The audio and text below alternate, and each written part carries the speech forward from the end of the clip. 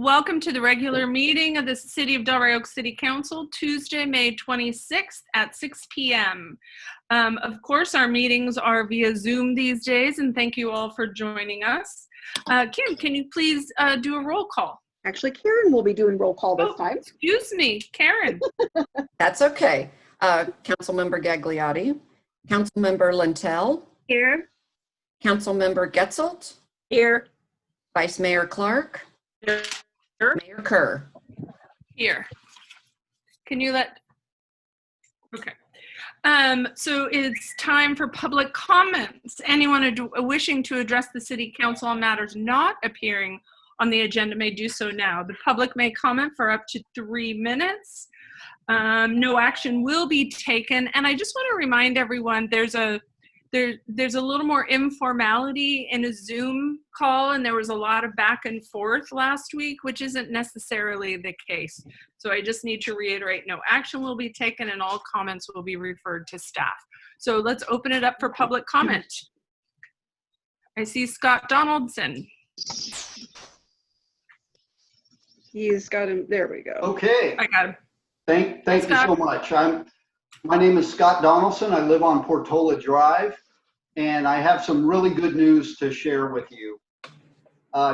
Starting at the beginning of the pandemic, I wanted to do something for the city and our citizens, but I wasn't quite sure what that would be or what that would look like. And I knew that Safeway was one of the biggest companies that we have in the city, if not the biggest. And I thought, wouldn't it be great if somehow they could provide gift cards to our citizens? And so I tried to find an organization to partner with in order to get some funding. And after a few setbacks and some roadblocks, I finally was able to facilitate a partnership between Safeway and the Citizens Action Group to fund 50 cards at $50 each. And we're going to give away those cards on an event that'll take place on the 6th of June from 10 o'clock to noon at the Portola Triangle. And it'll be run kind of like a COVID-19 inspired drive-by, like what you see with birthday celebrations or graduation, where there will be no criteria for people to get a card other than being a Delray Oaks citizen who feels that they have a need, that they could use a little bit of help.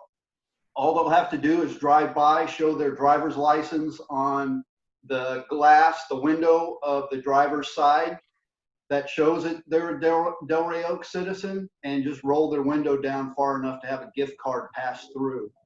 We'll also be accepting donations at that point, so anyone that would like to contribute to the program can do so at that time. So maybe we can expand it beyond the 50 cards, and it'll be the same way. Just lower the window down enough to where you could pass a check through made out to the Delray Oaks Citizens Action Group.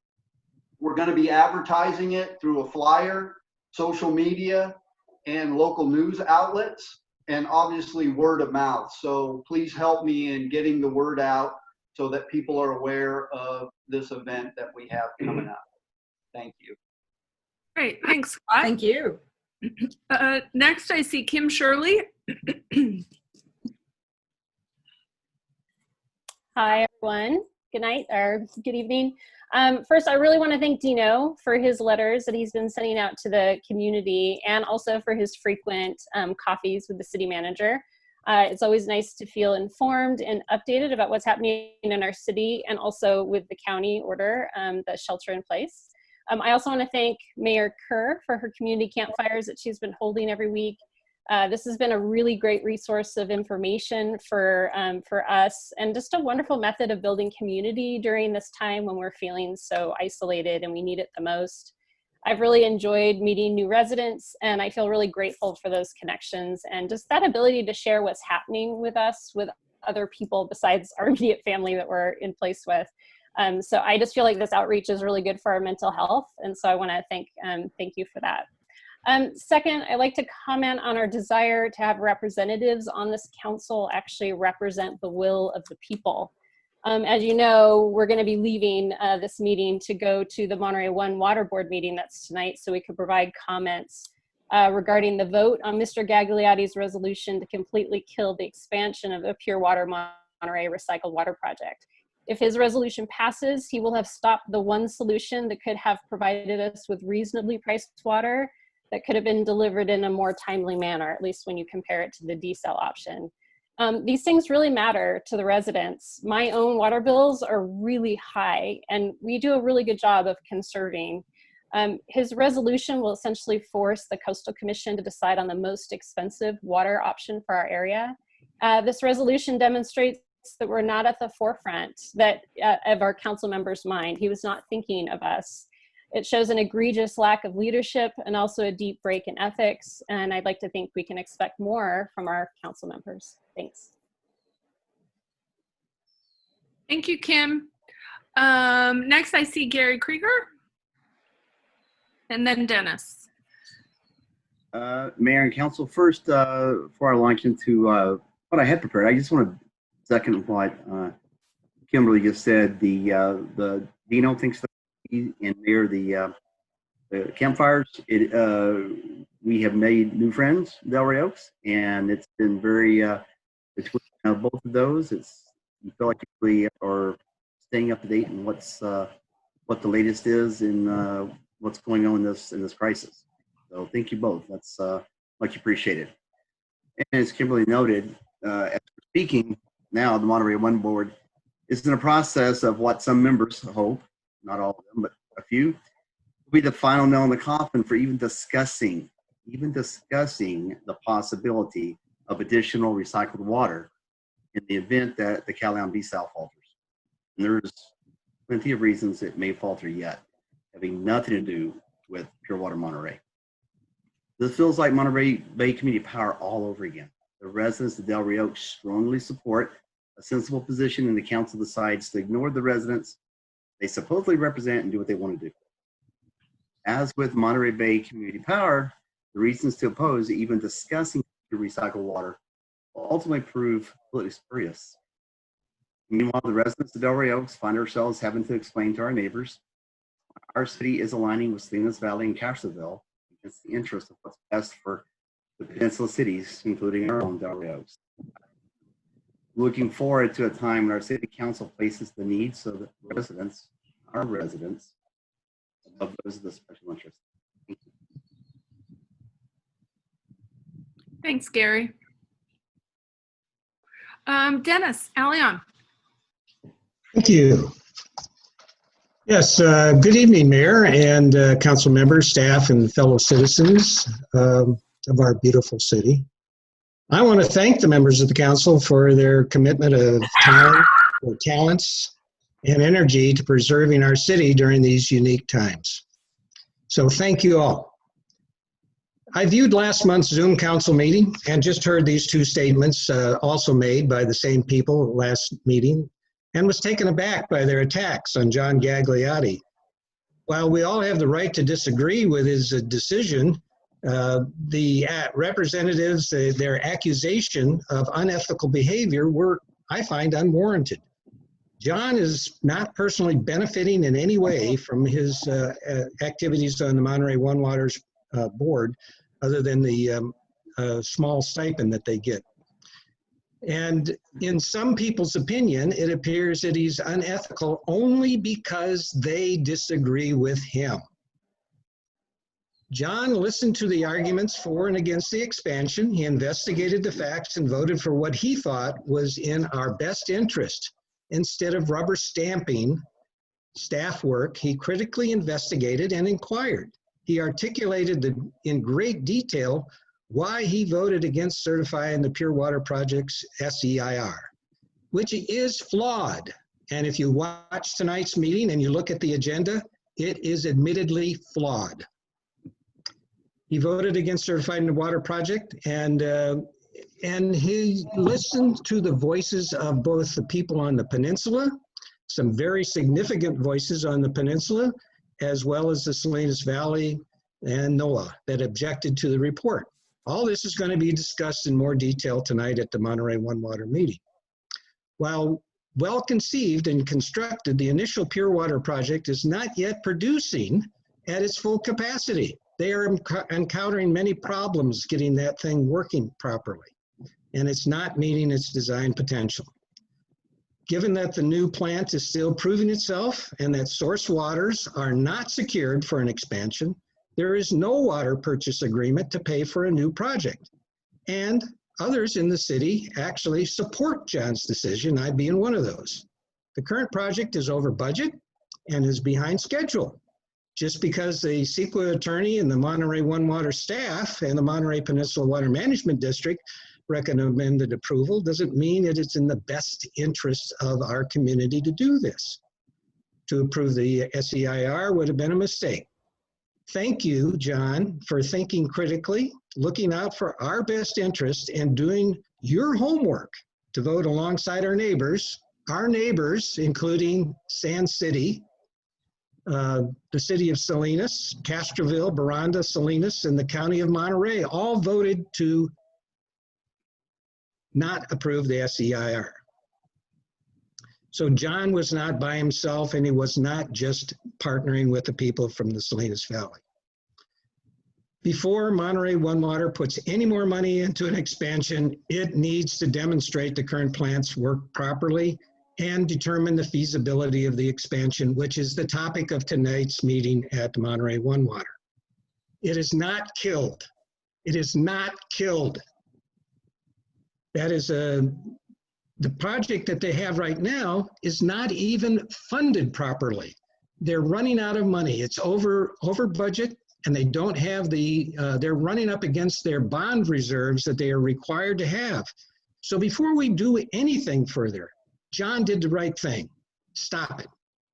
As for the people that made comments against John, I think you owe him a public apology. You called his behavior unethical in a public forum. You need to apologize. There was nothing unethical about it at all. Thank you very much. I hope you all have a good evening.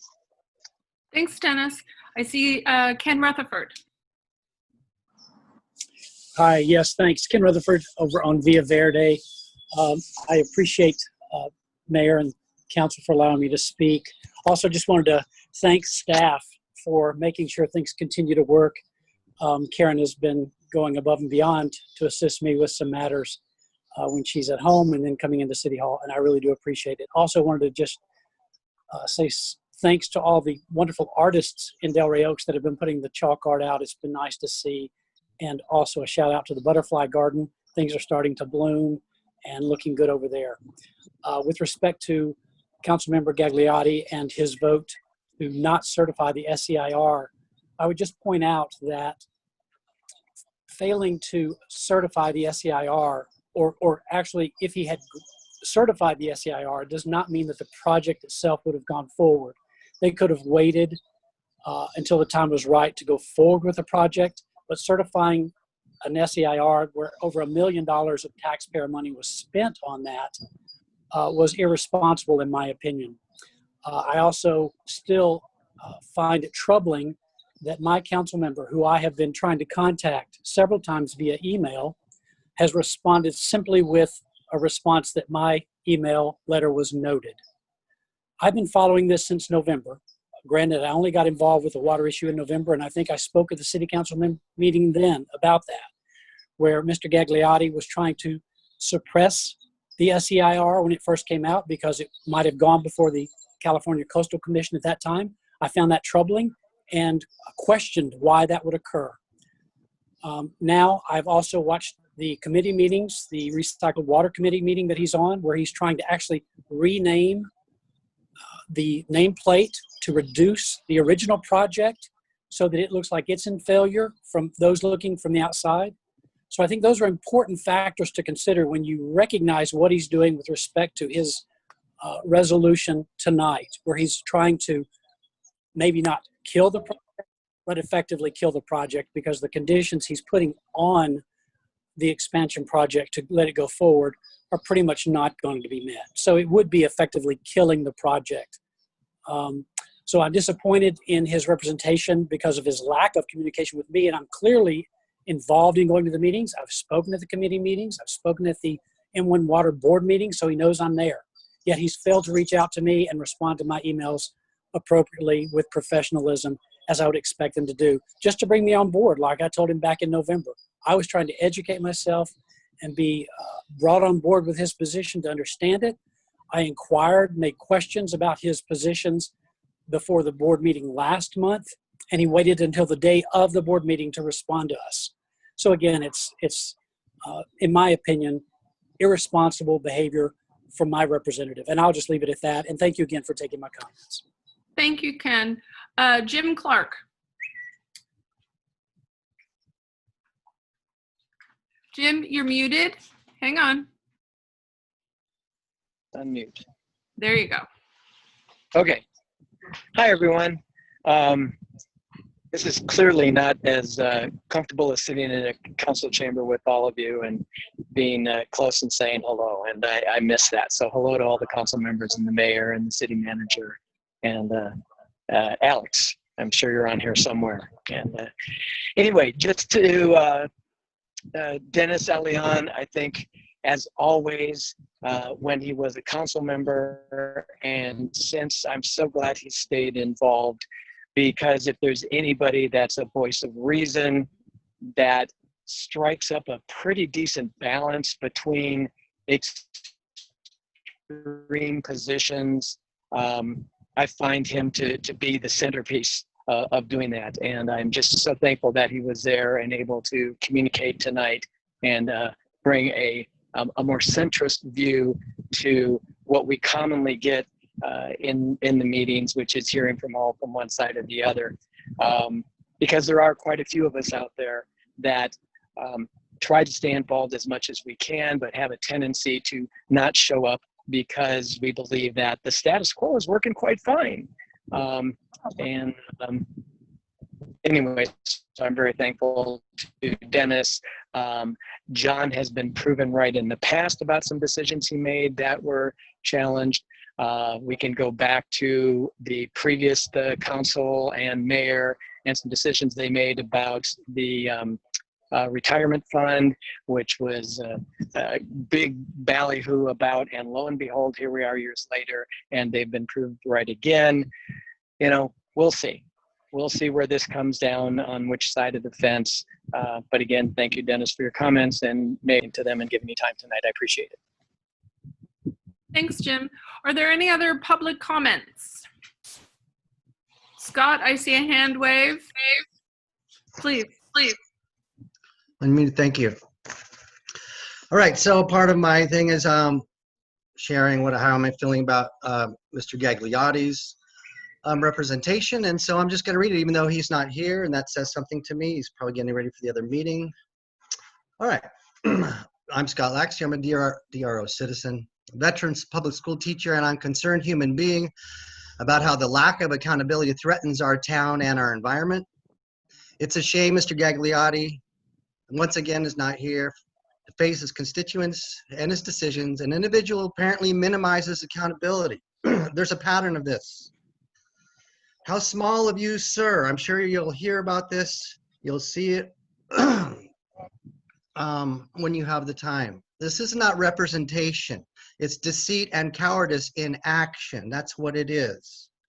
As a teacher, I'm well acquainted with accountability on many levels. I've intentionally served low-income families to give them a voice. And now I'm a semi-retired teacher, and I feel like my voice is being taken away. It's being marginalized. It's worthless because, well, Mr. Gagliotti has made that choice to listen to people that make him feel comfortable. It causes alarm to understand that Mr. Gagliotti, in denying the SEIR and failing to create a backup plan to Callum's desal plant, he's willing to put the public's safety at risk. And for what? That's what I'd like to know. He's unwilling to articulate that.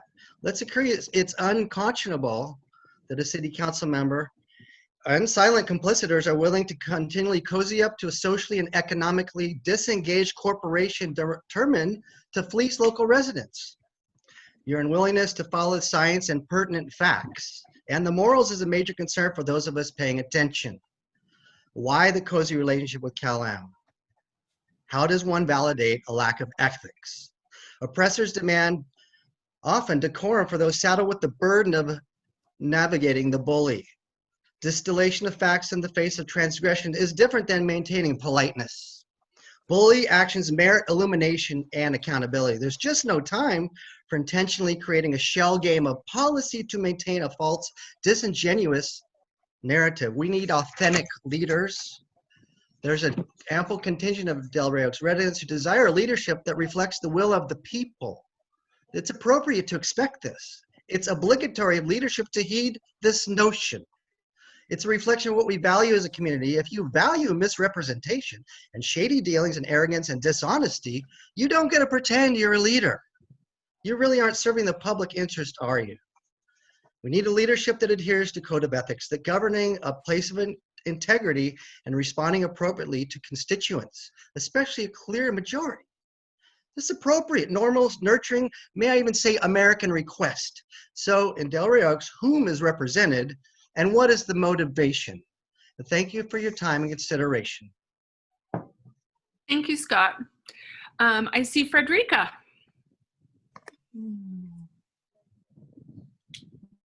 Thank you. Good evening, Mayor and City Council and City Manager. Thank you for this opportunity to address you this evening. I'd like to bring us all back to our prior City Council meeting that was held on November 26, 2019, when so many Delray Oaks residents, including myself, expressed their concern about the unethical practices of John Gagliotti as he held back documents during the M1 water hearings.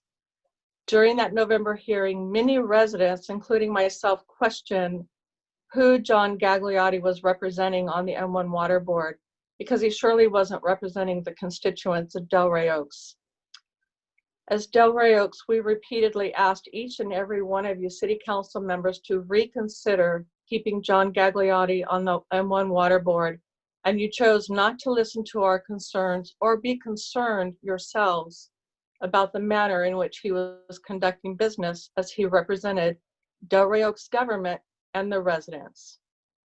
Today, again, many of the Delray Oaks residents, as well as myself and fellow residents from the Peninsula and Salinas areas, we will again be fighting against a false and unethical act such as the resolution authored by John Gagliotti, as he is in favor of voting against an invaluable project that would benefit the residents on the entire Monterey Peninsula.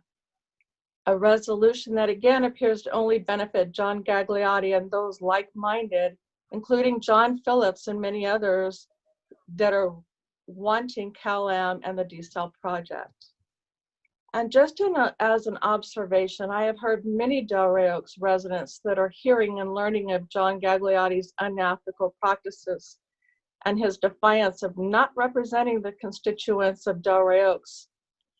And they are aware that he continues to be supported by this existing city council and city manager, and they find it very alarming, as I do, troubling, and it is duly being noted. Thank you for your time. Thank you, Frederica. Any other public comments? I don't see any hands, literally or figuratively, so I'm going to close public comments and we're going to move on to proclamations. We have a couple. The first one is Military Appreciation Month. Please bear with me as I walk through this. Whereas Public Service Recognition Week celebrated the first full Monday through Sunday in May since 1985, recognizes the roles of public servants, including the military, at local, state, regional, and federal levels. Whereas the U.S. Congress expanded this celebration with the passage of a resolution in 1999 designating May as National Military Appreciation Month to honor the sacrifices of members of the United States Armed Forces. Whereas that resolution summons U.S. citizens to observe the month in a symbol of unity to honor the current and former members of the armed forces, including those who have died in the pursuit of freedom and peace. Whereas every role in each military branch is honored this month, from the foot soldier to the Navy chief, from the Air Force navigator to the Army general. Whereas this month is also meant to show appreciation for the families of service women and servicemen who tirelessly stand by and support their serving relative. Whereas there are more military-related observances during the month of May than any other month, So it is an appropriate time to celebrate the men and women in uniform. During May, we recognize Loyalty Day, VE Day, Armed Forces Day, Military Spouses Day, and Memorial Day. Whereas the month culminates with Memorial Day, which dates from the Civil War era, traditionally has marked recognition of those who have died in service to our nation. Now, therefore, be it resolved that I, Allison Kerr, Mayor of Delray Oaks, do hereby proclaim that although National Military Appreciation Month is near its end this month, our support to our uniformed heroes continues. We encourage everyone to remember, honor, and support our service members, both past and present, every day of the year. Signed this 26th day of May, 2020, Mayor Allison Kerr. Thank you. I know there's quite a few of you that are with us this evening that have served, so thank you for your service. The next proclamation is in recognition of National Public Works Week, which was May 17 to 23, 2020. Whereas public work infrastructure, facilities, and services are of vital importance to sustainable communities and to the health, safety, and well-being of the people of this community. And whereas such facilities and services could not be provided without the dedicated efforts of public works professionals from state and local units of government and the private sector, who are responsible for the operations and maintenance of our public buildings, parks, greenways, and other structures and facilities essential to serve our citizens. And whereas it is in the public interest for the citizens, civic leaders, and children in California to gain knowledge of and maintain a progressive interest and understanding of the importance of public works and public works programs in their respective communities. And whereas the year 2020 marks the 60th annual National Public Works Week, sponsored by the American Public Works Association, and whereas one full-time public works employee, Ram Fucci Jr., who works tirelessly to keep our city attractive and working well by maintaining the streets, greenways, parks, buildings, storm drains, and any other infrastructure, as well as keeping city equipment well maintained and ready to go whenever necessary, or needed, excuse me. Whereas the contract city engineer, Sherman Lowe, has worked tirelessly to design, bid, and supervise construction of numerous significant public works streets projects that improve the quality of life of our residents and neighbors. Now, therefore, be it resolved that I, Allison Kerr, Mayor of Delray Oaks, do hereby proclaim the week May 17 to 23, 2020 as National Public Works Week, and I urge all of our citizens to join with representatives of the American Public Works Association and City of Delray Oaks in paying tribute to our public works professionals and to recognize the substantial contributions they have made to our national health, safety, welfare, and quality of life. Dated this 26th day of May 2020, Mayor Kerr. Thank you, Ron. Okay, now we're going to move on to the consent agenda. Does anyone on the council want to pull anything? No, I see no hands. Anyone from the public want to pull anything from the consent agenda? Okay, actually I do. Sorry, let me get my consent agenda A1. It's the minutes from the last council meeting. On page 4, it credits me as saying temporary signs are for 45 days. A sign cannot be reused. What I would like it to say, apparently my intent didn't come across. Currently, temporary signs can be up for 45 days, although a sign can be reused.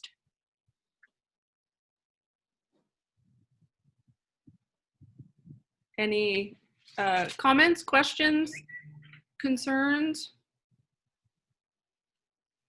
All right. Can we move forward with that, or do we need a vote?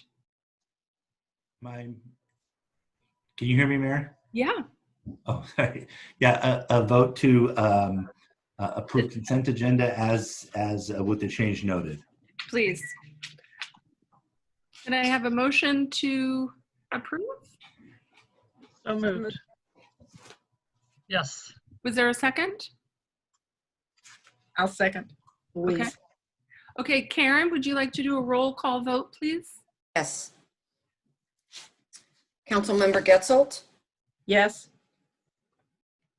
Councilmember Lintel, Yes. Vice Mayor Clark, Yes. Mayor Kerr. Yes. And I just had one other comment, just so it goes on the record. Miscellaneous C number 2 is the amended resolution adopting a list of projects for FY 2021 funded by SB1. I just want to go on the record to say that those are projects that capital improvement projects that were originally going to be done this fiscal year, but because of the virus, we're in essence moving those to the next fiscal year. The money is blocked and it's for this purpose, and so we're not losing anything, we're just moving that over. All right, let's move on to old business. A, consider an urgency ordinance related to a temporary moratorium on evicting tenants and declaring the ordinance to be an emergency measure to take effect immediately upon adoption. Any council comments, questions?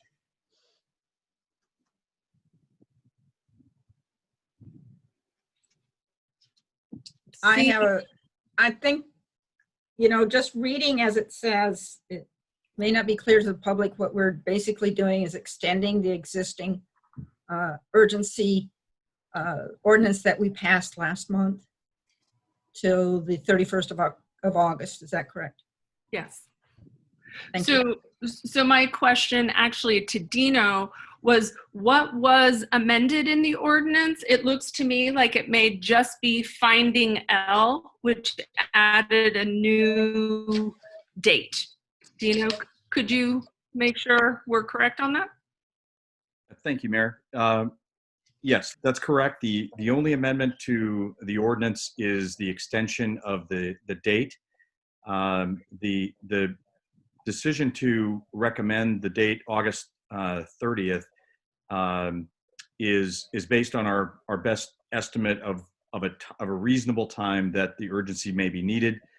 Council can decide on a different date tonight, or in the future, if there appears to not be the ongoing need for the urgency ordinance, at a subsequent meeting, special or regular, can decide to shorten it or extend it. Thank you. So Louise, did you have that questions? No, I just wanted to make sure that the public was clear on what we were doing. Thank you. Pat, any questions? No, I think it's a good thing. Okay. And Kristen, any questions, comments? Nope, I agree with everybody. Okay. So I want to go out to the public. Are there any public comments? Any thoughts about extending our current moratorium on evicting tenants? I see no hands, so I'll come back to the council. Louise? To approve. I move to approve the modified resolution or modified ordinance, urgency ordinance. Second that. Okay. Karen, could you please do a roll call vote? Certainly. Councilmember Getzelt, Yes. Councilmember Lintel, Yes. Vice Mayor Clark, Yes. Mayor Kerr. Yes. Passes unanimously. It's a good thing for our residents that may be in need. We're going to move on to new business. And for those of you that just showed up, what we're going to do is move item 6D, which is consider a letter of support for Monterey County variance request, to the first item, because we have Charles McGee here, and we just want him to be fresh for the answers and questions. So Dino, would you like to take this from here? Sure, Mayor. Thank you very much. Mayor and Council, the item before you is a letter of support to the county, which already earlier today, has passed a approval of the county health officer's attestation to be submitted to the state, requesting an acceleration of phase 2 openings. But we felt it important from the city's perspective to be on the record supporting the county's efforts. And the draft letter in your council packet is just such a letter. And we have, as the mayor said, we have the CAO here, terribly busy man, and appreciate his time participation. He can answer any questions you might have. Thank you, Mayor.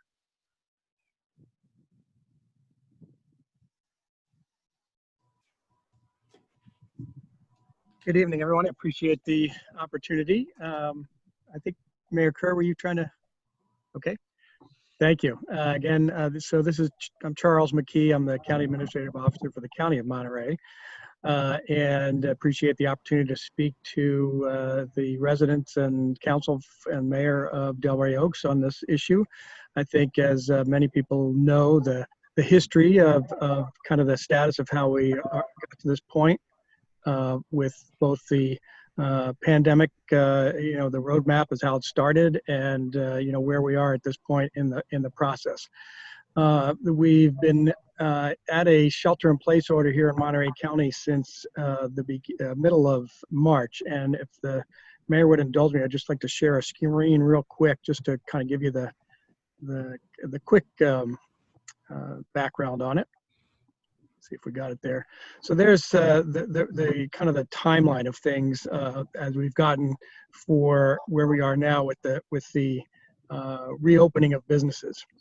What I've said to most folks who have been talking about this lately is that we've been trying to do a balance between the public health aspects of protecting people's health from the virus itself, the coronavirus, with the health aspects of how closing of businesses impacts everyone. And the cities, in my opinion, are a key component of that, because most of the businesses are in the cities. They're not in the county. The county unincorporated area does have some businesses, and it has obviously a lot of the agricultural businesses for the county. But the mom and pop stores and some of the bigger stores, they're in the cities, as everyone knows. So the process now is that we had the shutdown, we've had the shelter in place, then now we're on the roadmap, as the governor calls it, and the various stages of the roadmap. And the state has allowed some openings for different businesses, which is beginning of stage 2 down here.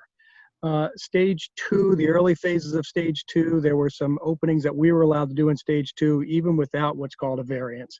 And we had, businesses such as the curbside retail, we had golf, we had construction more recently opening up. And now we're into what we're calling the next phases. It's still early stage 2, but the next phases of stage 2. The first part of getting a variance in stage 2 was really restrictive, and the County of Monterey was never going to meet the metrics.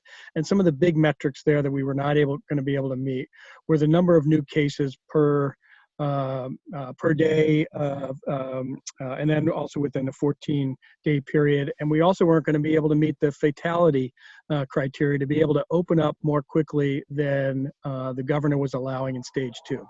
Then Monday of last week, the governor changed the criteria to loosen it up a little bit. And what's part of the variance process that we're in now is an attestation that the health officer has to attest that we're meeting those criteria. And there are various criteria such as the hospital surge capacity, testing capacity, in addition to things that you would think of, how many new cases do we have and how many fatalities. The one metric where we actually don't meet the state guidelines right now is 25 per 100,000 population in the last 14 days, and we're at about 28. However, we do meet the metric where you look at it where it's less than 8 over the last 7 days, and we do meet that metric per day over the last 7 days. So, the state, as we understand it, as we put forward these criteria and attestation, they will work with us to say whether they think we're meeting the criteria substantially to be able to post for the attestation to move more quickly through stage 2. And if we're able to move more quickly through stage 2, you can see some of these other items in here, which is on the right-hand side of the bottom here. The dine-in restaurants is something everybody's been talking about. Car washes. And as of yesterday, religious services. And also as of today, which is not included here, are barbers and hair salons. And while I personally don't really need a barber or hair salon, many people do, and it's an important business, and we understand that. So as we're looking at the businesses here that are listed, most of stage 2, the items on stage 2, we think are going to be important to open up and can be done in a low risk manner. Originally, when the governor was looking at how to address the pandemic, it was all about what's essential. Then we moved into what's the risk associated with the business. And each day and week, we kind of see some guidelines and protocols being put out by industry, working with the state to say whether they can do things that, whether they can operate their businesses in a way that is less risky than should be included in stage 3 or stage 4. And several items with stage 3 have now been moved into stage 2. The religious organizations, some of the personal services such as barbershops and salons.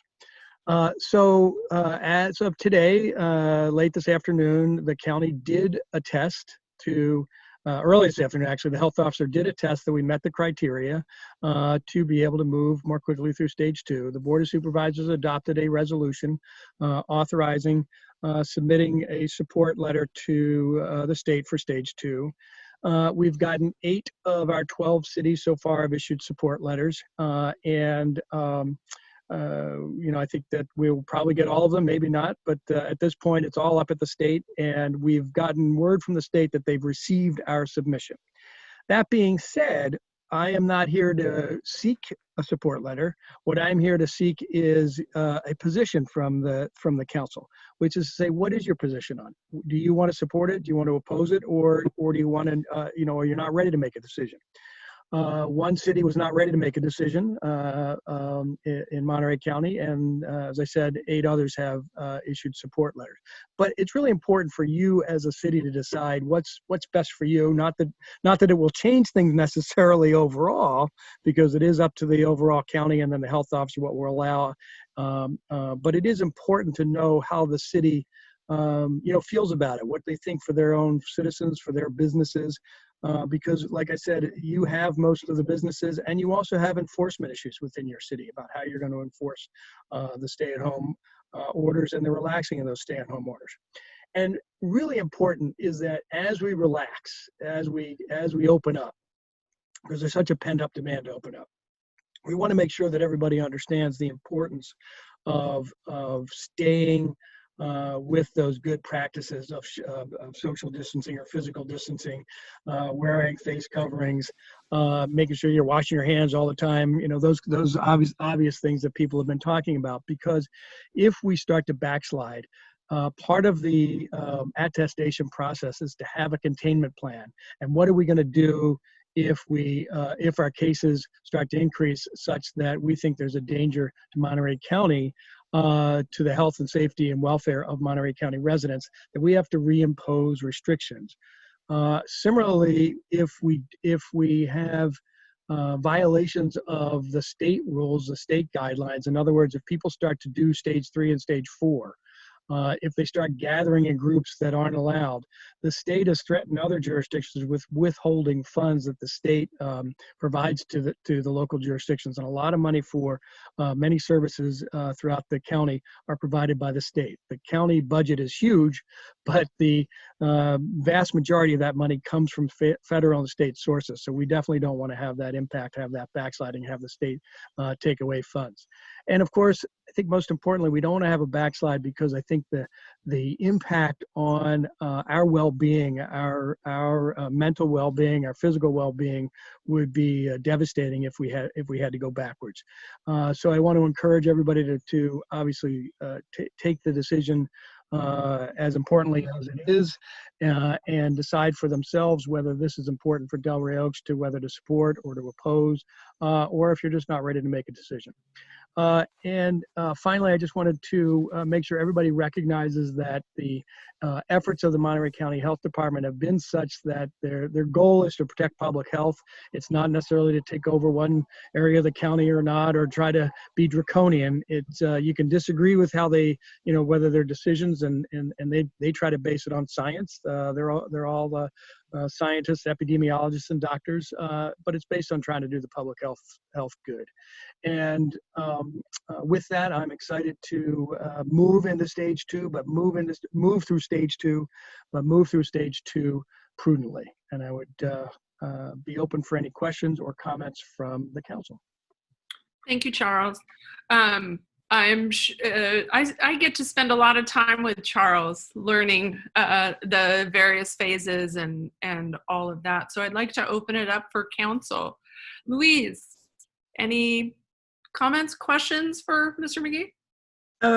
I'm very much in support of the attestation, and I think not only for the I think we're doing for the safety of people, we're doing what we need to do, and we need to balance that because not only is there physical safety, there's mental safety and financial safety. And I know it's a three-pronged stool, so to speak, and balancing it is hard, but I think we need to take this step and move forward. Great, thank you. Pat? Yes, I think we need to move forward, but I still have a concern about indoor dining of restaurants and the proximity of people, especially in an enclosed area, even though they space the tables further away. But I do realize the necessity for people to have an income. And so I guess I kind of have mixed emotions on that. So Charles, could you address when in-house dining may be acceptable? Yeah, thank you, Mayor. The process right now is that we, the county, submit the attestation from the health officer and any of the supporting documents to the state. They have received them, and I'm sorry I looked to the side here because I just got a response from the state asking some questions about our attestation, and they've been turning them around very quickly and posting them to their website. Once they post it to their website, then it's not that they approve it, but they're just allowing it to go forward, and they're saying that our attestation has met the criteria that they've set out. With that said, we also have a shelter-in-place order here locally that is restrictive on most of the businesses that we're talking about. The health officer has prepared and is planning to issue a revised shelter-in-place order that is consistent with all of the allowances and easing that the state will permit under stage 2 as soon as they post our attestation to their website. So the timing is that as soon as they post their attestation to the website, then the shelter-in-place order is revised, and then it will allow what the state allows. However, with one caveat. Every business has to then also go to the state guidance that's up on the state's website and follow the guidance for their particular industry or business. And if there isn't guidance for your particular industry or business, then you should be using the general guidance that you might see relative to the health officer's orders or a similar industry. And what I'm talking about is the general practices that you want to have for your business, making sure that your employees are trained, that they have the personal protective equipment if they need it, making sure that you have postings up to talk about the threat of COVID-19 and how your business is approaching it. And many companies have found that actually posting of compliance on their windows, their shop windows and things like that is actually a benefit so that the public and their customers feel confidence in their business. So as far as the timing, it's all about when the state posts, and then when you as a business then can basically self-certify that you've met the criteria of the protocols. And most businesses do not need anything additional from the county, such as, for the environmental health for restaurants or things, because they already have that. But you might have your own restrictions in your city if you were going to allow, say, a dine-in restaurant to move onto the sidewalk, for example, but they currently don't. You might have something in your city that controls that. So I just want to make sure that everybody is looking at that piece also. And then finally, for things like dine-in restaurants, there are going to be restrictions such as how far apart the tables need to be and all those little tidbits. So long-winded answer, but I just want to make sure everybody understood all the ins and outs. Okay, I have one more question, please. With dine-in restaurants and perhaps barbershops and hair salons, will there be any requirement to do a temperature check prior to allowing entry? I would have to go back and look at the specific guidelines for them. I can't recall. I think some of them do require some temperature checks, especially some of the ones that they're allowing more quickly out of the gate that used to be in stage 3 that are now in stage 2. I'd have to go back and look at the specific guidelines for your industry. I apologize. I don't know that off the top of my head. Okay, thank you. All right, Kristen, any questions, comments? You're mute. There you go. I'm having internet problems too. I've been disconnected a couple of times, but I support this. I just hope that people realize that some of the behaviors that we've learned through this whole COVID virus, that they're good practices. Washing your hands. If you don't feel good, don't go into the public. I think these are lifelong lessons, and I just want to remind people of that, because I don't want to go into, flus are bad, colds are bad, and so I just want to encourage everybody to not forget what we've gone through, and actually change some of their behaviors. Great, thanks. I just want to mention that like I said, I've worked with Charles since the beginning on this and taken tours and had pretty much meetings with him every week.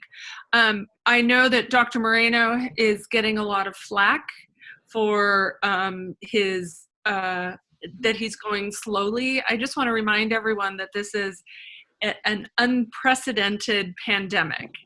And I am grateful that he has been sound and methodical and science-based, and even what has been brought up now is very methodical, and I don't think that it would, he would not allow anything to open that would not be safe for all of us. But yes, I do agree with Kristen that,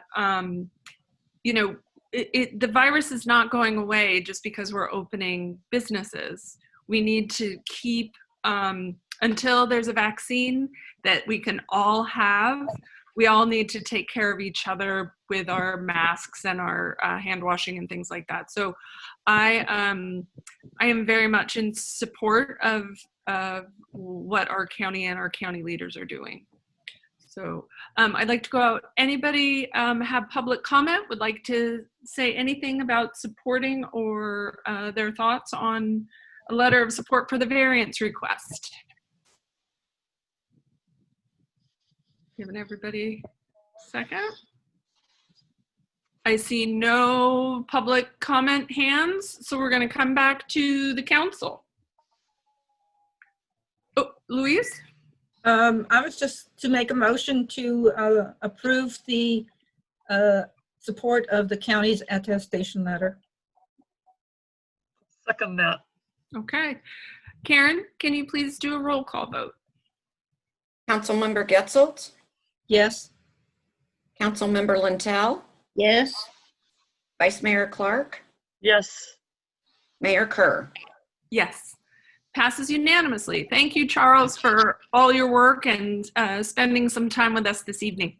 You're welcome. Thanks for inviting me. All right. Take good care. All right. We're going to move on to new business item A. consider an agreement with Marina Coast Water District regarding water and wastewater services. And I understand that Mr. Vandermountain is here, but I'd like to turn it over. Dino, would you like to take this? Thank you, Mayor. Please. Mayor and Council, the item before you is an agreement between the City of Delray Oaks and the Marina Coast Water District. The purpose of the agreement is to recognize the existing rights and obligations between the city and Marina Coast Water District. We have been working on this agreement with the district staff, with Keith and his engineers and his council. Alex and I have, as well as consulting with surrounding jurisdictions, the City of Monterey, and what we're bringing to you is the fruit of that work. Keith and his counsel, Roger Masuda, have joined us tonight to answer any questions that the council or the public may have on the item. It's an important item, particularly to our city, in that it codifies the potable and non-potable water allocation passed down from the Army to FORA to our jurisdiction through Marina Coast Water District. It formalizes that commitment between the Marina Coast Water District as the purveyor and the City of Delray Oaks as the service area. And with FORA's looming sunset on June 30th, the agreement is more important than ever. And Keith can get into specifics about other jurisdictions, but it's my understanding that the county and several other cities around us are on the cusp of a similar approval. And so with that, I'm happy to turn it over to Keith and return it to you, Mayor. Great. Keith, would you like to discuss or tee us up?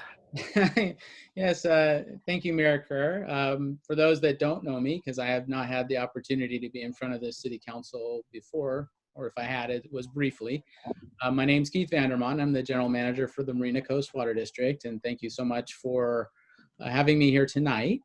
We're really excited about moving forward on these service agreements. What I look at it as is really the first step in an opportunity to have more of a direct relationship with Delray Oaks. I think to this point in history, FORA has really been that intermediary, and now we are going to be working as partners directly. And I think the service agreements that are before you are really, as your city manager pointed out, to codify that relationship and to really clarify how this is going to work moving forward.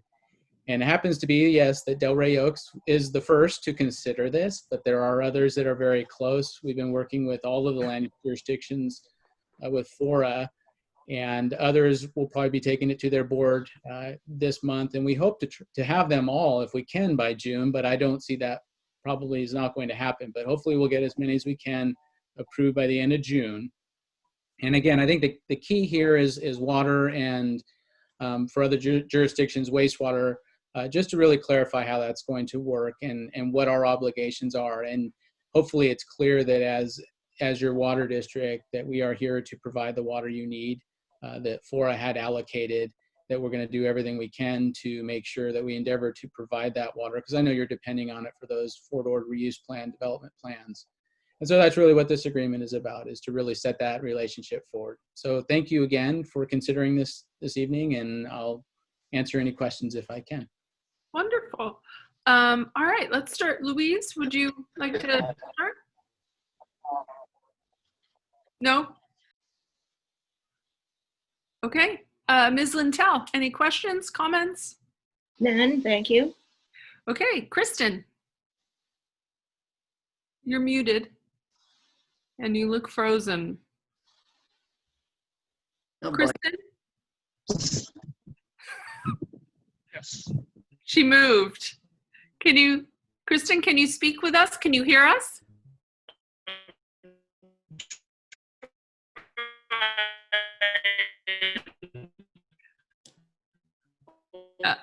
I am not hearing you. I'm hearing some twang.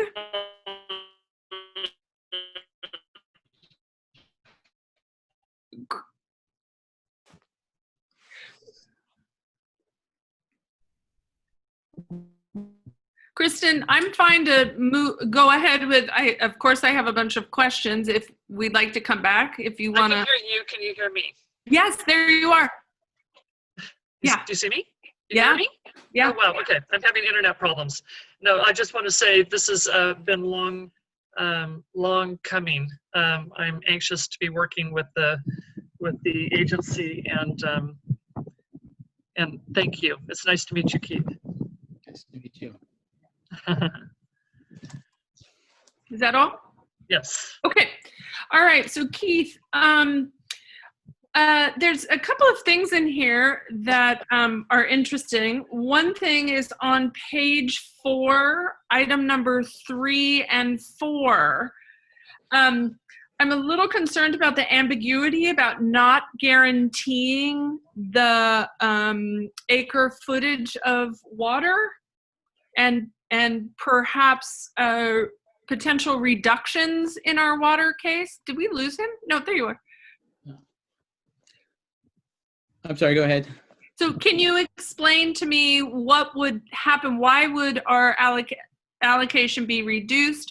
And why is it that you are unable to guarantee the amount that we have agreed on? Well, those are very connected questions. As you know, or may not know, Marina Coast Water District is also a groundwater sustainability agency. And we're currently putting together the groundwater sustainability plan for the Monterey Subbasin, which is the subbasin that we pump the water out to serve our customers. Mm-hmm. And as we're putting that plan together, it may be that when that is finished, it shows that there is an inability to pump to a sustainable level according to what the allocations show. And so what we're saying at this point is we believe that we will find solutions. In fact, that's part of what you see in that non-guaranteed section, is that we're going to endeavor to meet those allocations.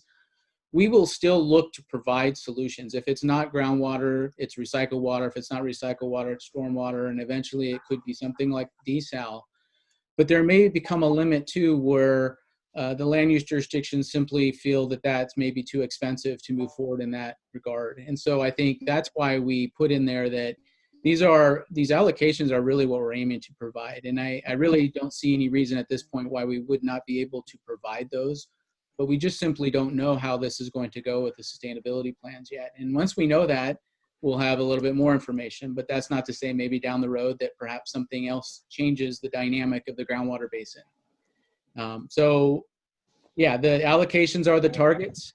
We just in fact finished our master plans. They went to our board the last meeting. Our board approved those master plans, which did include a significant amount of the development for Delray Oaks. So within those plans, we do have the augmentation for that period. I think what we were looking at was about 691 residential units, 4,000 square feet of office, and 550 hotel rooms in Delray Oaks. That's comes from the various plans that we've gotten from Delray Oaks. And so we are planning to supply that water in our master plans.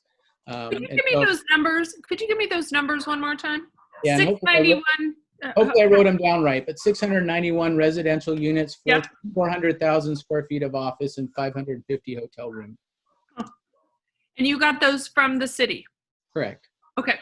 Those all the master plans are based on the specific plans and general plans from different cities. So we gather that information, put it in the master plans, and then we determine what projects are necessary to provide the infrastructure for those developments. And then the next step for that, which will be going to our board at our next meeting, is to establish capacity fees that help pay for those projects. So when you look at the service agreements that are before you in those allocations, the master plans we've just devoted to developing are really the implementation of that. They're the next steps to making sure that we're moving ahead in making those service agreements come to life. So yeah, on page 5, 6A, it does mention the redevelopment projects. Can you tell us which were included for Delray Oaks? Do you remember that? I didn't have time today to find your master plan. You know, I don't have my master plan with me, but I can certainly get you that information, and I will work with your city manager to get that to okay, thank you. Okay, so that's 3 and 4. And then also on page 5, number 5, it talks about transfers of the funds or of the water. only to LUJs. And so that is only the various cities that are currently involved with Fort Ord, correct? That's correct. So when you see the table that's listed with the allocations, the idea was that the land use jurisdictions in that table would have that opportunity to do transfers. So we can't transfer it outside to, say, the airport or, you know, somebody, Modesto. No. Well, that You would never be know. that would be tricky, but no. All right. Yes. And can you tell me who owns the sewer water that comes from Delray Oaks? Who owns those rights? Actually, Delray Oaks is served by Seaside County Sanitation District, and as with any agency that sends wastewater to a treatment facility, the minute they put it into the wastewater infrastructure, becomes the right of the wastewater. So Monterey One Water would own those rights, unless through agreement they were deeded to somebody else or agreed to provide it to somebody else. Okay. And there were also discussions of phases, right? The purple pipe water. And where are we in the phases? I know that there were 4, and you know there were so many allocated for phase 1 and so many for phase 2. Can you tell us where we're at? Absolutely. So phase 1 was to develop 600 acre-feet of recycled water, but that phase 1 also included building much of the infrastructure for the second phase. So in many ways, we are, I would say, between phase 1 and phase 2, and we are actually beginning the distribution network for the second phase. And so that'll all be completed probably within a year. But the phase 2 treatment part of that project will not be constructed until it's needed. So I'm guessing we're probably maybe about 5 years away from moving forward to actually develop the additional water that would go into the infrastructure. And so is that something that Marina Coast Water District builds, or Monterey One Water builds? That's actually built, well, let me just back that up. So the first phase of the project was a collaboration between us and Monterey One Water. And so we built the entire transmission facilities, and we own those, and we allow Monterey One Water to then use those facilities to bring water from the treatment facilities to inject in the Seaside Basin. Monterey One Water owns the treatment facilities. So they provide the treatment and the water that goes into the infrastructure. And so and for phase 2, the distribution facilities that actually take the water from the transmission facilities out to the end uses, those are owned by Marina Coast as well. So Monterey One Water owns the treatment, and we own the rest of the infrastructure. Okay. So we're at the end of phase 1, but what I thought I heard you say was phase 2 wouldn't be developed for about 5 more years-ish? Correct. Okay. Yeah. Great. And then the last thing I had was on page 7, it mentions an advisory committee. Do you have plans for how quickly that would start, or just curious? Would it be electeds? Would you have a public one? You know, we've gone round and round as to how we would do that. I'm open to starting it as quickly as needed. I think we need to have that relationship and meet as often as necessary. And I'm open to suggestions on how best to do that. I think we look at having an elected and staff member possibly would be one way to do that. Or we could do it more informally and just have your city manager and I meet regularly, and I can come to the city council regularly as well and provide reports. So I think it's probably one of those things we'll have to talk about and figure out what works best for everybody. But we're here to serve, and we're here to meet as needed to make sure that you have the information to make the decisions that you need to make. Great. Thanks, Keith. That's all I have. Louise, did you have a hand? Yes. A question I have is how many of the land use jurisdictions will be represented on Marina Coast Board, and how will that be determined? Well, every area that's been annexed into the district can run for the board. Right now, Delray Oaks has not been annexed into the district. And the reason for that is that Delray Oaks is served by Seaside County Sanitation for its sewer and Marina Coast for its water. So it's a non-ideal situation when it comes to governance, if you will. There's no easy way around that. But anybody that is annexed into the district will then be able to run for the board, and the board is at large. And so they do represent all of the people that we serve. So why are we annexed? I'm sorry, Louise. Yeah, I wasn't sure how your board was set up, whether it was a representational or whether it was an election thing. And you're right. I mean, Delray Oaks is going to be very unique because we'll get half of our water from one source and half of the potable water from another source. So, we'll have representatives potentially on 2 different boards that may be in conflict. Maybe.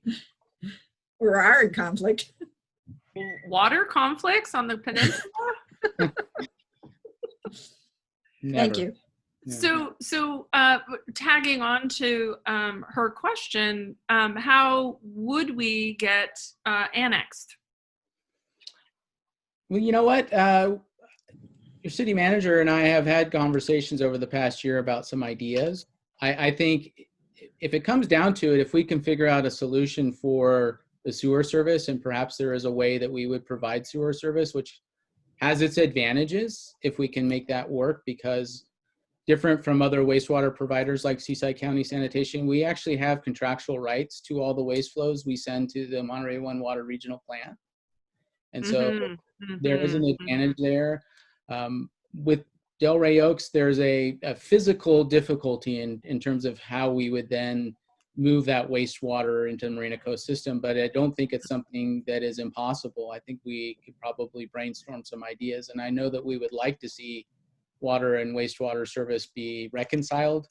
It certainly would be a lot cleaner on all ends as far as how you're served and the ability to be annexed and everything else. And at this point, though, I don't think we've quite cracked the nut about how to do that, but I do think we want to try to find that out and figure it out if it's possible. Great. Any other council comments?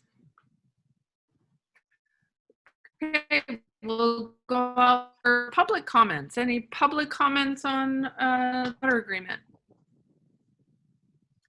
I am not seeing any hands. I'll give you another 10 seconds. All right, we're going to close public comment. We'll come back to the council.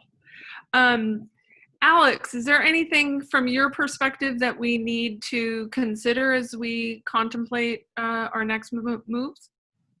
I think it's been pretty well covered by Keith and by Dino. Again, this is sort of an agreeing to agree and setting up a partnership. But I think all the main points. I'm sorry, can you say that last thing? There was a ding. Just saying that I think the discussions covered the main points of the agreement. Okay, thank you. Any motion or last minute comments? I'd like to make a motion that we approve an agreement with Marina Coast Water District for the provision of potable and non-potable water to the city's former Fort Ord properties. I second. All right. Karen, can you please do a roll call vote? Councilmember Getzelt? Yes. Councilmember Lintel? Yes. Vice Mayor Clark? Yes. Mayor Kerr? Yes. Passes unanimously. So we're moving on to Keith. Thank you very much. And Roger, I'm sorry we didn't have a chance to find a question that you could answer. But sounds like you guys will be coming back soon. Thank you. So let's move on to new business. 6B, consider a memo of agreement with Fora for the South Boundary Road project. Dino. Thanks, Mayor. Mayor and Council, the item before you is to consider approving a resolution authorizing the city manager to execute an MOA or memorandum of agreement to support the transfer of the South Boundary Road and the General Jim Moore intersection improvements from the Fort Ord Reuse Authority to the city of Delray Oaks. As you know, with Forest Sunset, they have been working on transferring authority for various functions to the land use jurisdictions. This MOA is one of several that are being executed to transfer capital projects to the cities of Seaside, Marina, Delray Oaks, and the county. What this will allow us to do is to become the lead agency for the project, to receive the funds from FORA, which amount to approximately $8.8 million, and then move forward with the project. And that will include continued collaboration and negotiations with the City of Monterey, with the California Native Plant Society, and others, going through and engaging our public, which I am very much looking forward to on the design of this exciting project, which will be our largest capital improvement project in the history of the city. And then going through the design process and ultimately to construction, and then seeing a new roadway that will be much safer for vehicular traffic and allow for safe pedestrian and bicycle travel across General Jim Moore and down South Boundary Road, rather than the current sort of taking your life in your own hands if you try to walk or bike down South Boundary Road. So it's an exciting project, and this agreement allows for us to take it over. And I'm happy to answer any questions you might have. Great, thank you. Let's start with Louise. I'm very much in support of taking over responsibility for the planning and construction of South Boundary Road. I know that we're going to be some modifications and some compromises as we go, but I'm very much in favor of I don't want to say being in charge, but taking the lead on this. Great, thank you. Pat? Yes, I'm in agreement with Louise. I think are taking control of the South Boundary Road project is of primary importance for our city. Thank you. All right, Kristen. You're muted.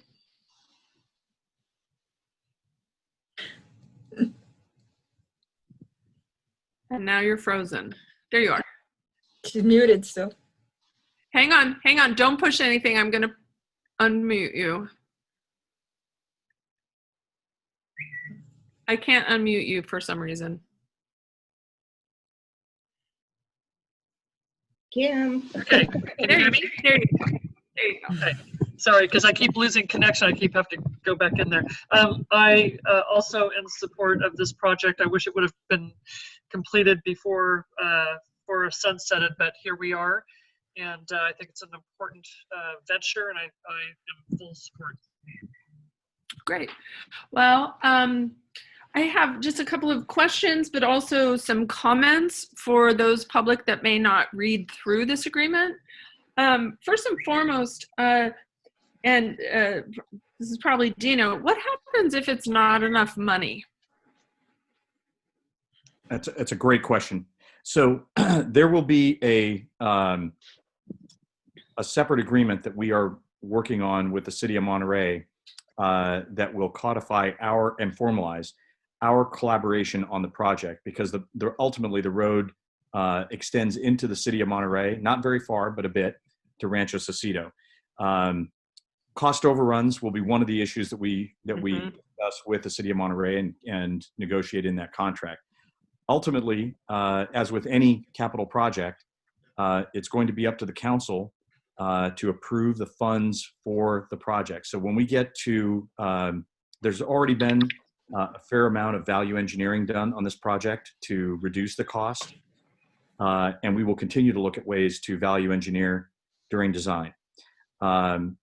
Whatever money is left in the capital project, once we have a designed road with an eye to the budget, it will be a council decision whether or not to award a construction contract. If we are short funds for the construction contract in the account that we establish for this $8.8 million, then we'll be discussing with council what to do at that time. And there are a range of options that include reducing the scope of the project to stay within budget, bringing to bear other funds, whether from Monterey or from other sources within our city, to build the project at whatever amount is above the allocated amount.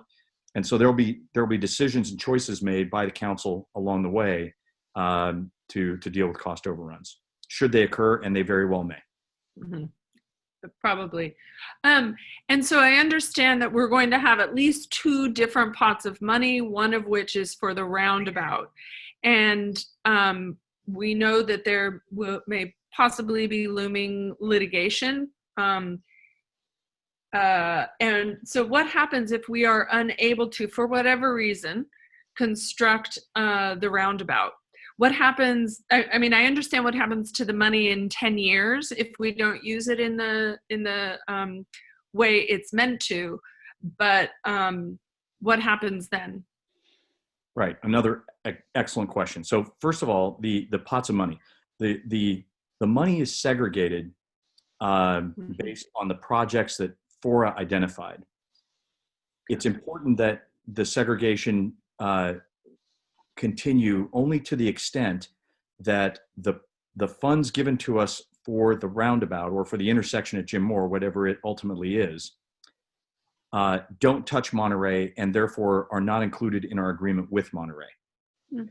It's only the account, the escrow account that we're going to establish for the large road or the main roadway that will bear on the agreement between us and Monterey. That's one point. Hmm. To your point about what happens if we can't build that intersection and pending litigation, a couple of very points I'd like to make is, first of all, there is absolutely no reason in the world that we need to go to litigation. This is not preordained to go to court unless one or both of the parties can't sit down at the table and save both agencies hundreds of thousands of dollars in legal fees and reach an agreement.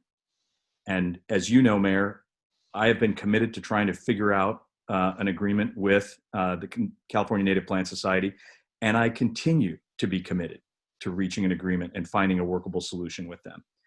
I am not sure the reciprocal is true at this point based on behavior, but I remain open to it and will do everything I can to keep us out of court, because it doesn't serve, frankly, either of us well, unless the goal is simply to not have a road.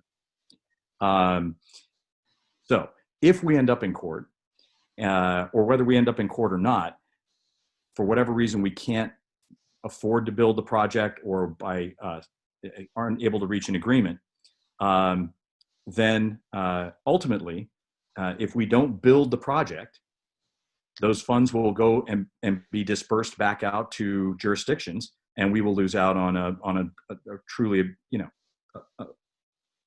amazing opportunity for our city to have a significant improvement to a very unsafe roadway. I hope that doesn't happen, but ultimately, if it does, there are provisions for the money returning to other jurisdictions. Okay. Thank you. And I just want to state for people that may be watching the video but aren't reading the contract, that these, similarly to the funds we spoke about earlier, are fenced and can only be used for this purpose. They don't go into our general fund. They can't be used for, anything other than to do with the South Boundary Road design construction. The other thing I noticed, and I thought there was it was a bit sticky for some folks at some point, is it says that we must use prevailing wages. Is that true? Was that a point of contention for some folks? Okay. I think it's good.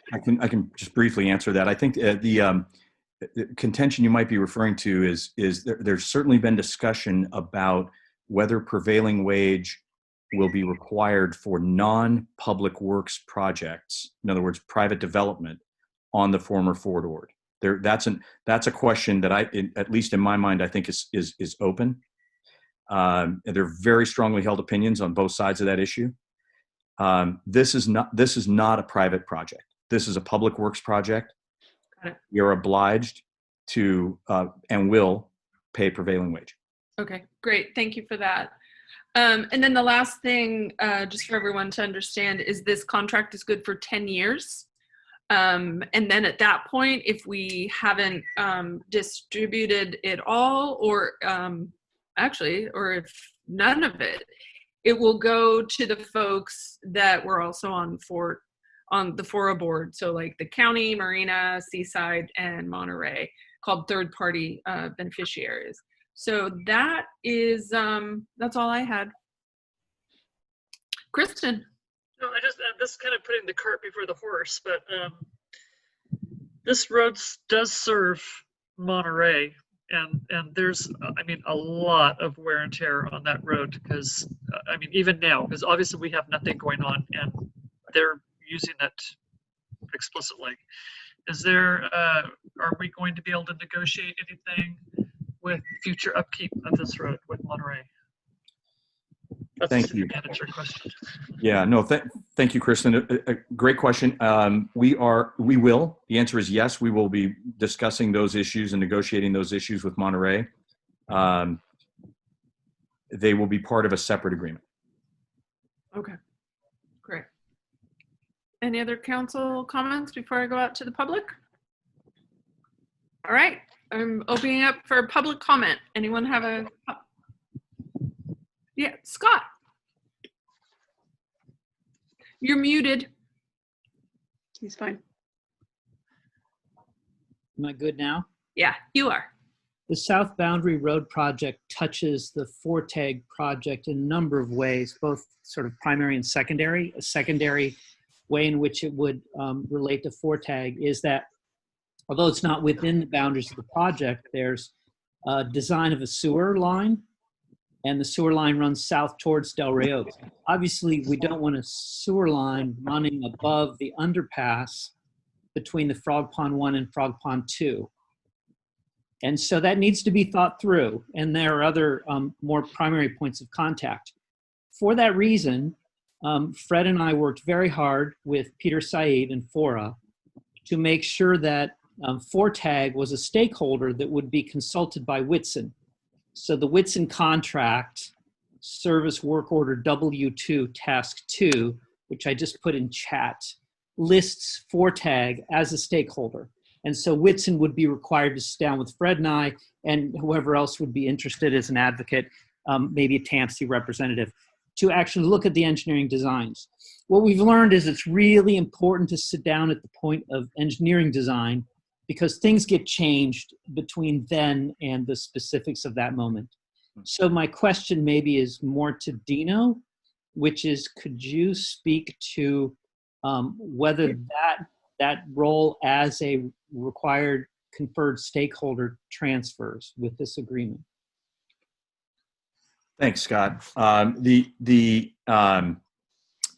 I'd have to go back and look at that specific work order. You and I have spoken about this in the past, so I'm aware in general of the issue. I can tell you this: I'd have to go back and check the agreement to see how that would pass in terms of an enforceable issue relating to a contract and an agreement.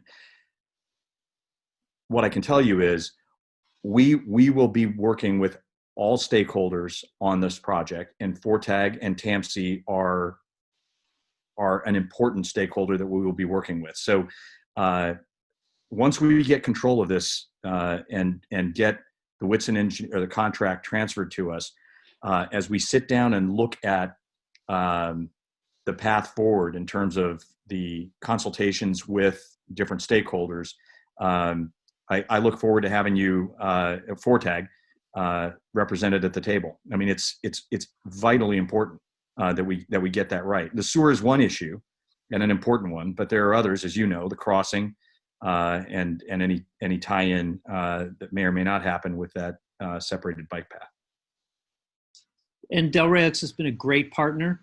I would certainly appreciate it if you were able to confirm whether conference being a required consultant with Whitson transfers. Thanks, Dino. Thanks, Scott. Any other? I see an iPhone hand raised. Can you please identify who you are? Oh, sorry, Jim Clark. Oh, okay. Well, I just want to say when it comes to those endangered plants that we'll probably have to be dealing with, that by the time this thing goes around in 3 years, I'll be fully retired. I will now volunteer some time to go out and dig those guys up and move them someplace safe. Wonderful. We'll write that down. Okay. Any other public comment? All right, I'll come back to the council. Louise. I move that we approve resolution 2020-10, authorizing the city manager to execute a memorandum of agreement to support the transfer of South Monday Roadway and the intersection of Jim Moore Boulevard improvements to the city of Delray Oaks. I second. Karen, can you please do a roll call? Karen, we can't hear you. I'm so sorry. Councilmember Getzelt? Yes. Councilmember Lintel? Yes. Vice Mayor Clark? Yes. Mayor Kerr? Yes. Passes unanimously. All right. Sorry, my binder. So now we're moving on to new business item 6C, consider a joint community facilities agreement with Fora for habitat-related services, and turn this over to city staff. Thank you, Mayor. Mayor and Council, the item before you tonight is an agreement with Fora called the Joint Community Facilities Agreement that will allow the transfer of Community Facilities District funds from the Habitat Endowment to the City of Delray Oaks. Just by way of background, the endowment funds had been accumulated for the purposes of funding the execution of the Habitat Conservation Plan, or HCP, which is not going to become completed before the sunset of Fora, and may never become completed, but certainly is not going to be completed before June 30th. As such, Fora had to determine the disposition of the funds collected prior to its sunset.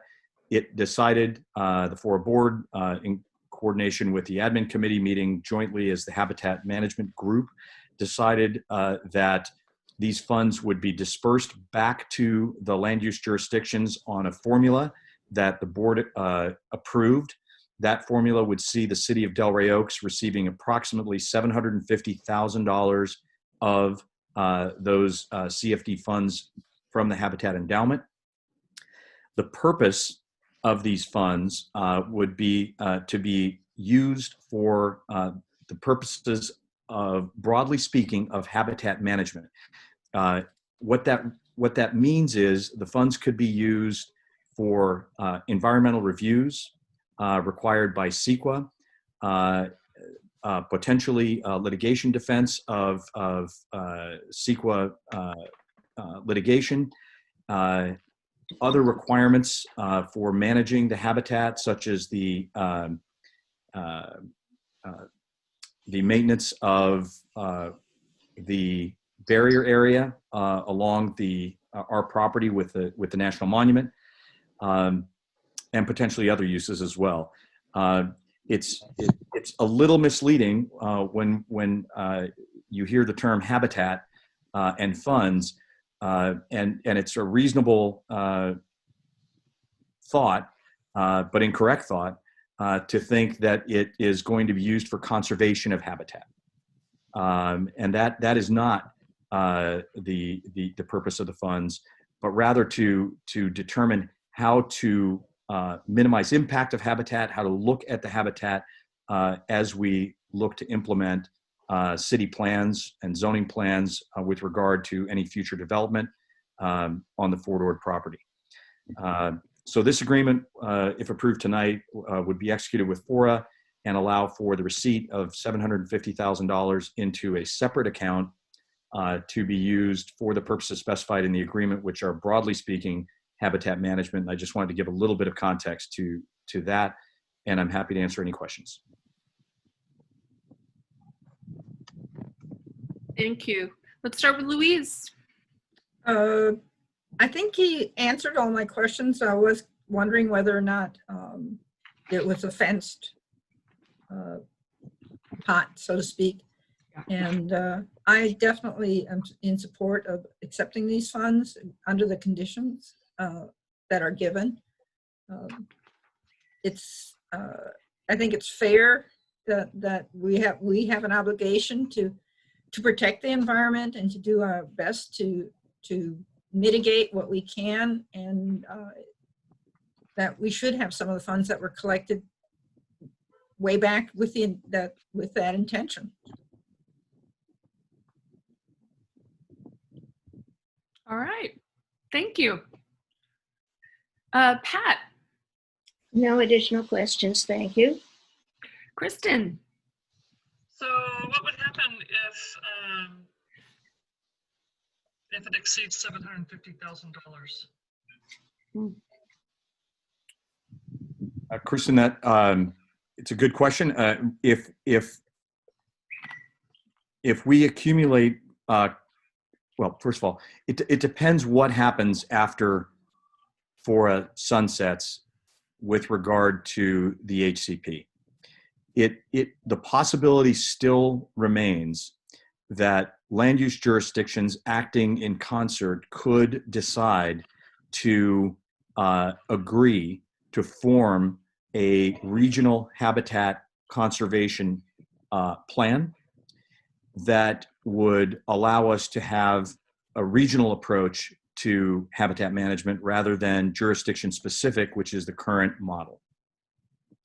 If we move forward with cities of Seaside, Marina, potentially Monterey, and we start having those discussions, then presumably council could decide, and all of these would be pending council decisions of the future. So this is hypothetical and in the future, but to the extent to try to answer your question, council could decide to allocate some or all of these funds to a future endowment fund to fund an HCP that could come into being. And it could certainly build on the environmental document that FORA is moving to complete prior to its sunset. That may or may not happen, and it will be based on council decisions of various jurisdictions. But the upshot is the funds are what they are. There are no more coming to us. And if we need more funds to undertake environmental review or whatever the purpose might be, that will be a council decision to augment those funds or fund whatever that need is, as we currently do when we are talking about environmental reviews from funds either from the general fund or generally from the general fund. So I hope that answered the question. I'm not sure it did. It does. Because I think it's, don't we kind of agree that it might exceed that $750,000? I thought originally it was all the jurisdictions were going to get together, like you said, and take an approach with the other jurisdictions, correct? Oh, I see. Is your question, will our potentially some future development on the former Fort Ord properties require more than that for environmental mitigation? Right. So it's hard to know the answer to the question about how much that might cost. But the good news there is any development and development associated environmental document or process will be funded by the developer. Developer, yeah. Okay.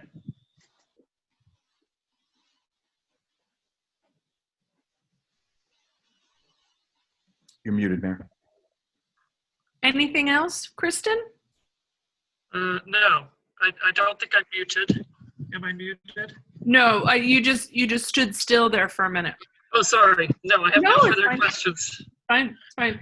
I don't have any questions on this. I mean, I think Dino mentioned it's not for conserving habitat. It's about how to proceed with development, taking into account the sensitive habitat out there.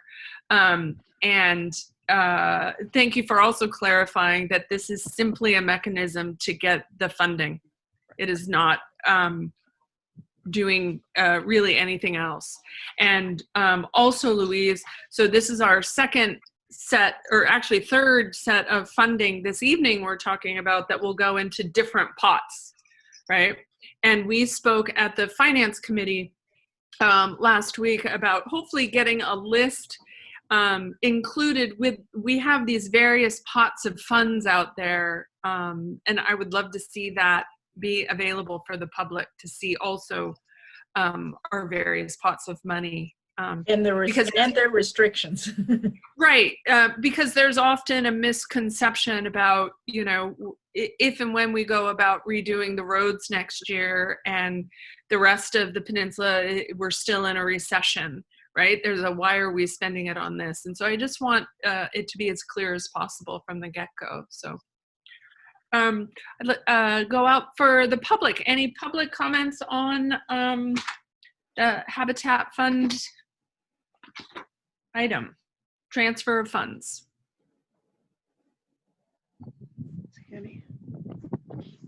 All right, seeing no public comment, I'm going to close public comment and come back to council. Any last minute, Alex, anything we should consider as we move forward? I think like the previous one, you've covered it, and to your point, Mayor, you know, it doesn't commit the city to any specific path with this one. It's just the receipt of these funds. Thank you. I'll entertain a motion. I'd like to make a motion that we adopt resolution 20-09, approving and authorizing the execution and delivery of a joint community facilities agreement with Fort Ord Reuse Authority and approving related actions. I second. All right, Karen, could you please do a roll call vote? Councilmember Getzelt, Yes. Councilmember Lintel, Yes. Vice Mayor Clark, Yes. Mayor Kerr. Yes. So the joint community facilities agreement with Fora for Habitat related services is passed unanimously. Mayor, may I make a brief comment? Yes. Thank you.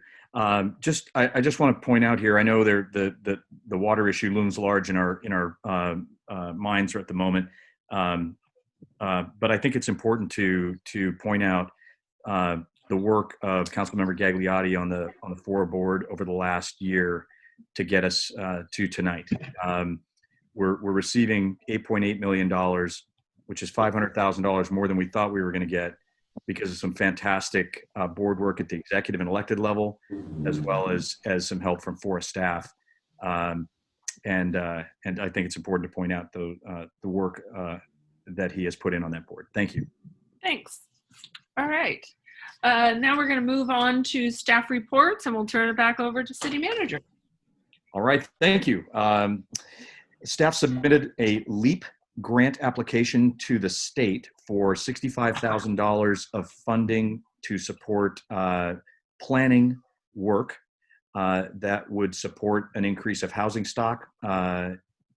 And we anticipate having, we're getting fast-tracked on that application, which is terrific, by the state. And we hope to have a decision to be able to share with you in the weeks ahead. Related to that LEAP grant, we're also working, and Councilmember Getzelt is critical in this work with the AMBAG board to determine the process by which to apply for the regional version of LEAP, which is REAP. The potential exists for us to receive an additional $65,000 once the mechanism is determined for application and ultimately a decision-making process. So we're going to continue to work on both of those. I had a wonderful coffee with the city manager last Tuesday evening with about 8 residents attending during this shelter-in-place and pandemic. It's very nice to connect, and I appreciate that.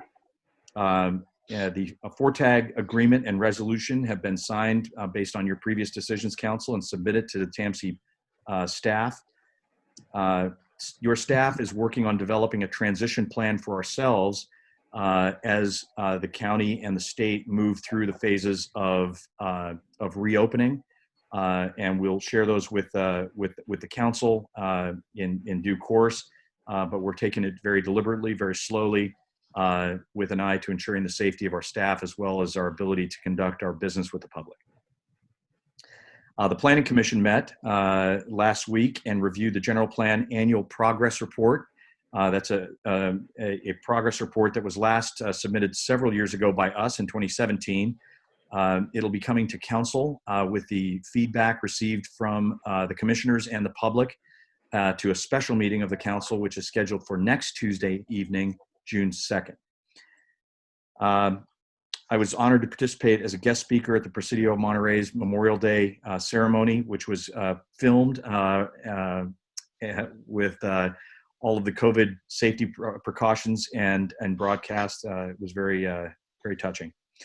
The Budget Committee has reviewed a draft budget prepared by the staff that will come before council at their June meeting for consideration. The budget as proposed is balanced, does not require layoffs, and leaves our strategic economic uncertainty reserve intact. We're very proud of that as your staff. And the Budget Committee did a lot of hard work drilling down into the eaches and the numbers and asking good, hard questions. Staff is revising the products and will be well prepared to present your budget at the June meeting. Ron continues to do terrific work as a singleton. We are not currently taking advantage of many of the workforce options that we normally do because of COVID. So our Gabalon crews are not coming. Our GA workers are not coming out of a desire to keep Ron as safe as possible. And he's still doing a terrific job trying to stay ahead of the weeds as spring is here, looking at fire abatement, looking at tree trimming, working with PG&E crews, Caltrans crews, and others to keep our city looking great. Mr. Maury has contacted City Hall to amend his conditional use permit application. We're doing that and looking forward to, once it's complete, bringing it to the Planning Commission. That conditional use permit will only request the slightly larger footprint that he had already encroached into and additional Sundays, not his larger project that he has briefed council on in concept. That will be a separate conditional use permit application that will require significantly more environmental review and time. Staff contacted one of our two development teams during the pandemic just to check in, and they're keen to continue to move forward with the city, but stated to us that that no significant decisions are being made by them or any other developer during this pandemic because of frankly the unprecedented nature of the uncertainty and the risk associated with any significant financial decisions. So we're still trying to reach out to the second team and look forward to staying engaged. The city submitted, the mayor signed a comment letter on the airport's safety improvement project environmental assessment. It reiterated our concerns as stated by residents and the council concerning noise, environmental impacts, and development near the city. And also acknowledged the airport district's efforts to listen to us and move off of a request for a north side access road and moving much of the development away from our area of the north side and over to the area closer to the city of Monterey and using the existing airport road for access. Staff spoke with Monterey Peninsula Partners to again check in. It's a father-son development team that is going to build the RV resort, and we updated them on the progress with South Boundary Road, with Marina Coast Water District, and other issues relating to development. And they continue to look forward to the public infrastructure being extended out so that they can apply for a construction permit and begin their project. That completes my report. I'm happy to answer any questions. Thank you. Thank you. Let's move forward. Louise, did you want to say anything or? My report's in the packet, I just wanted to reiterate from the Mosquito Abatement District that if anybody happens to find a dead bird that is not obviously the result of being struck by a car or something along that line, and may be concerned that the bird has West Nile, there are 3 sources that people can go to have somebody come out and collect up the bird and have it tested. One is actually our county SPCA. The other is the Mosquito Abatement District itself. And then there is a West Nile website that is westnile.ca.gov/report/WNV.php. And there's a form, and the state would make arrangements to have the bird tested. So far, there has not been any West Nile reported in the county or in the Mosquito Abatement District area. However, there also have not been any dead birds reported, so there's not been anything tested.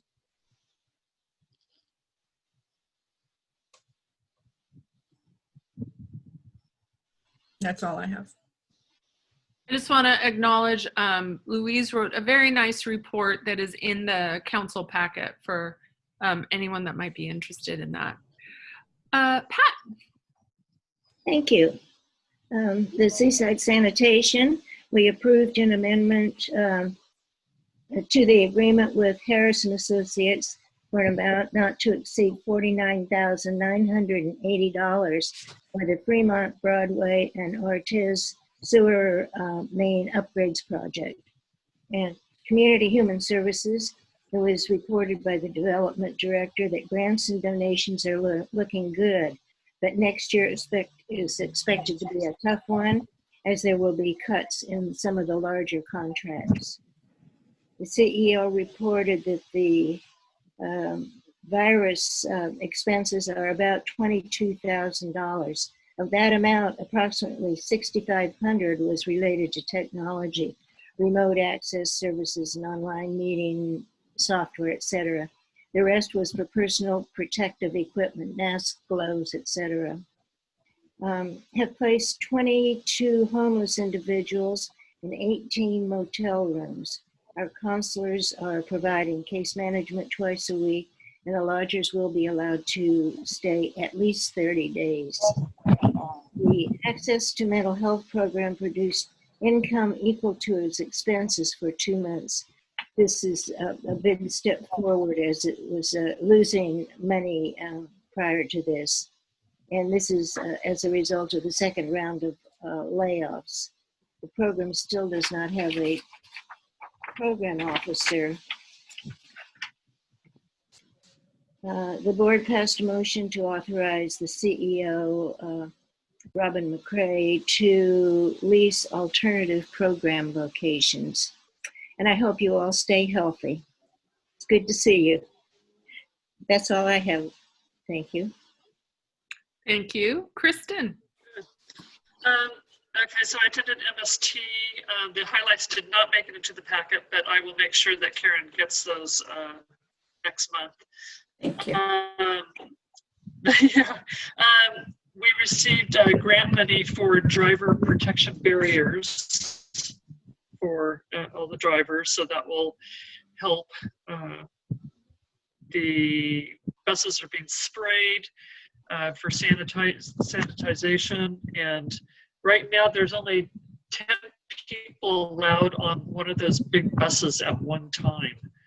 So everybody's staying pretty far apart, and as things start opening up again, there's going to be a lot of unknowns, reevaluation. There's been, cuts in the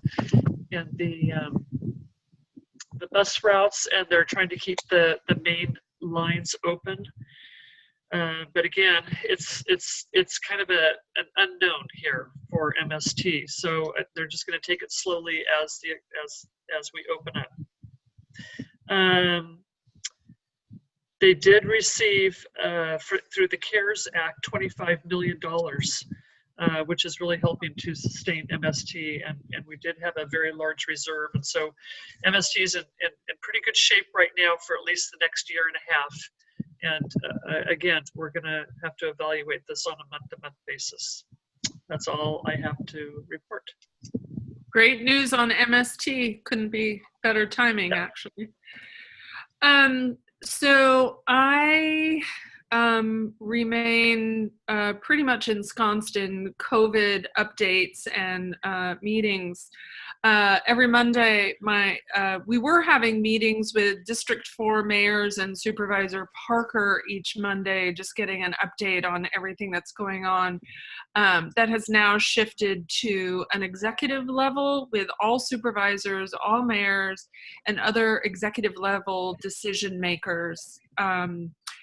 And so that's every Monday afternoon. And then I also attend a Cal State OES phone call with all of Northern California, talking about everyone's movements and PPE transfers and all this kind of stuff. Thursdays, I have a Zoom campfire for the community. Often it's just about connecting. Last week we had Supervisor Jane Parker again to come and talk about kind of the sunsetting of FORA. I'm also sending weekly newsletters out with updated data that I receive from county and state officials, trying to keep as many of our residents up to speed as possible. And also just including some more neighborly news, you know, about what's going on in the chalk art and ways people are being gracious and kind and taking care of each other during this time.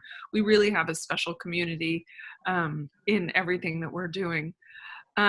Fridays, the mayors meet, we used to meet once a month, now we're meeting every other week.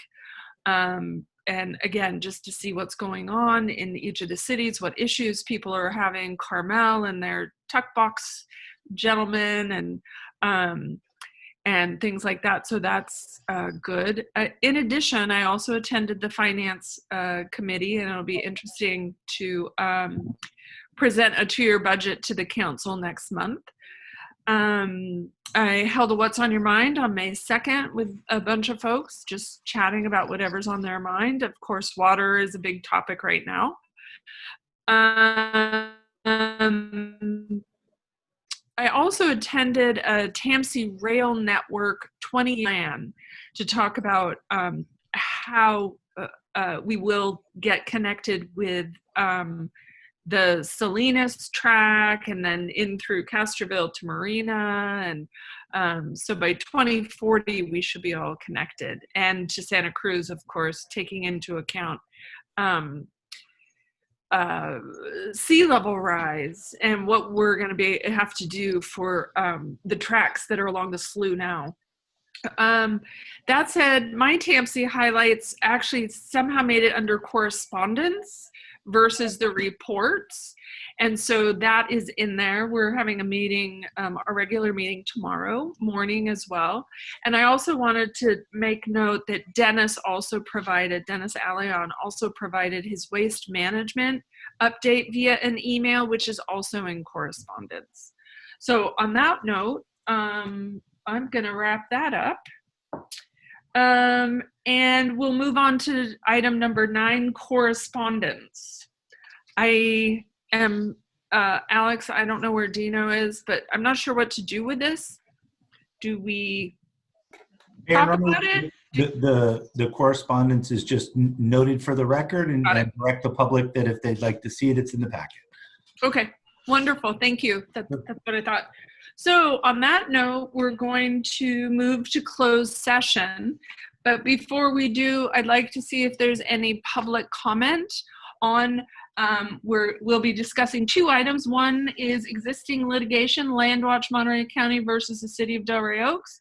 And the second one, existing litigation, Robert versus City of Delray Oaks et al. Any public comment on those 2 closed session items?